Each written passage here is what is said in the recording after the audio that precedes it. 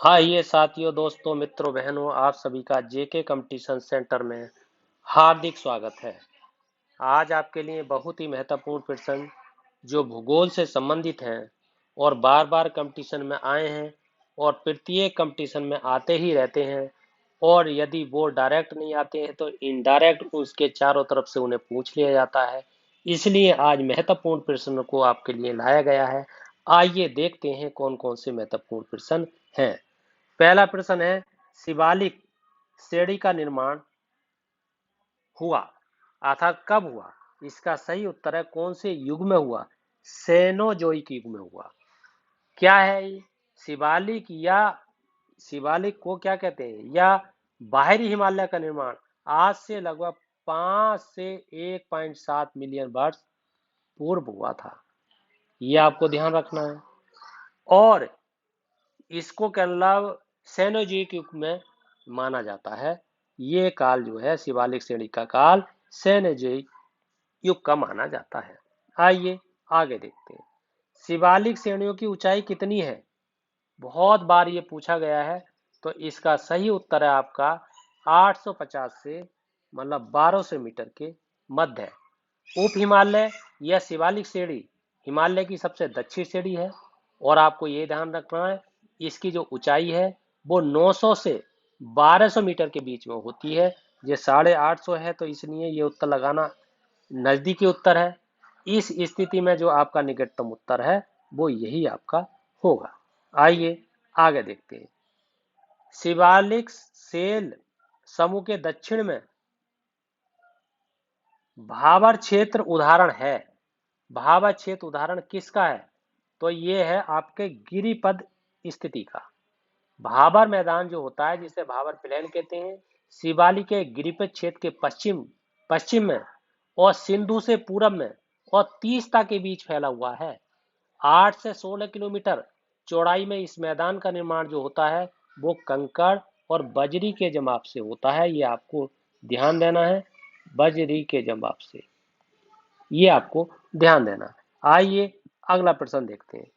अगला है, हिमालय पर्वत श्रेणियों में निम्नलिखित में से किस राज्य का हिस्सा नहीं है? नहीं है पूछा गया, किस राज्य का हिस्सा नहीं है? तो आपका ये उत्तर प्रदेश का जो क्षेत्र है ये आपके इसके अंतर्गत नहीं आएगा। और इसके अंतर्गत कौन कौन क्षेत्र आते हैं? जैसे आपका जम्मू कश्मीर आता है, आपका हिमाचल प्रदेश आता है, उत्तराखंड भी आता है, सिक्किम भी आता है और अरुणाचल भी आता है, मेघालय, नागालैंड, मणिपुर का क्षेत्र भी आता है, मिजोरम और त्रिपुरा आता है। इसके अलावा असम और बंगाल की खाड़ी के जो पहाड़ी क्षेत्र होते हैं वो भी आते हैं। जबकि उत्तर प्रदेश का विस्तार मैदानी क्षेत्र में है, ना कि हिमालय पर्वत की श्रेणियों में है। इसलिए आपको ये ध्यान रखना है। आइए आगे देखते हैं। आगे आपका महत्वपूर्ण है, निम्नलिखित में से कौन सी सबसे नवीन पर्वत श्रेणी है? नवीन पर्वत श्रेणी का अगर नाम आए तो सबसे नवीन पर्वत श्रेणी शिवालिक है। ये आपको ध्यान देना, शिवालिक है।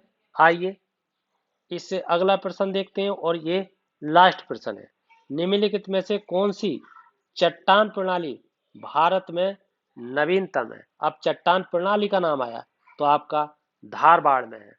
धारबाड़ के बारे में मैं थोड़ा सा आपको विस्तार से बता देता हूं कि धारबाड़ क्रम की जो चट्टानों का निर्माण हुआ है वो आर्कियन क्रम की चट्टानों के रूपांतरण से हुआ है, और या उसके भ्रंशन से हुआ है। भ्रंशन के मीन्स बैठने से हुआ है। ये शिलाएं अत्यधिक धात्विक होती हैं, इनमें धातुएं पाई जाती हैं, जिसमें सोना होता है, जिसमें लोहा होता है, जिसमें मैग्नीज होती है, जिसमें अवरक होता है, जिसमें कोबाल्ट होता है, क्रोमियम भी होता है, तांबा भी होता है और टंगस्टन भी होता है और शीशा भी होता है। ये आपको ध्यान देना है। जबकि इसमें दिया हुआ है कुड़प्पा। ये अगर कुड़प्पा के बारे में आपसे पूछा जाए तो कुड़प्पा क्रम की चट्टानों का जो निर्माण है वो धारबाड़ क्रम की चट्टानों के बाद में हुआ है। और आपका दिया है ये विध्यन क्रम की चट्टान है, इनका निर्माण कुड़प्पा क्रम की चट्टानों के बाद में हुआ है।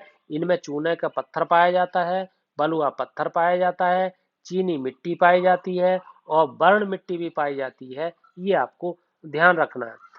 और आपका एक ये गोंडवाना क्षेत्र है। गोंडवाना क्रम की चट्टानों का जो निर्माण हुआ है वो जो विध्यन क्रम की चट्टानें हैं उसके काफी बाद में हुआ है। भारत का जो अधिकांश कोयला होता है, कोयला क्षेत्र होता है, वो गोंडवाना क्षेत्र में होता है।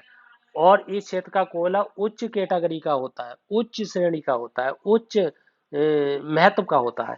यहाँ सर्वाधिक जो बिटुमेंस प्रकार का कोयला पाया जाता है, ये आपको ध्यान देना है,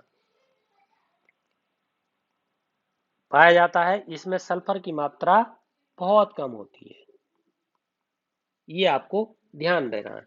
आइए साथियों, दोस्तों, मित्रों, बहनों, यदि आपको ये वीडियो पसंद आई है तो इस चैनल को सब्सक्राइब जरूर कीजिए, लाइक कीजिए, कमेंट कीजिए, शेयर कीजिए, फीडबैक जरूर दीजिए। इसी के साथ आपका बहुत बहुत धन्यवाद।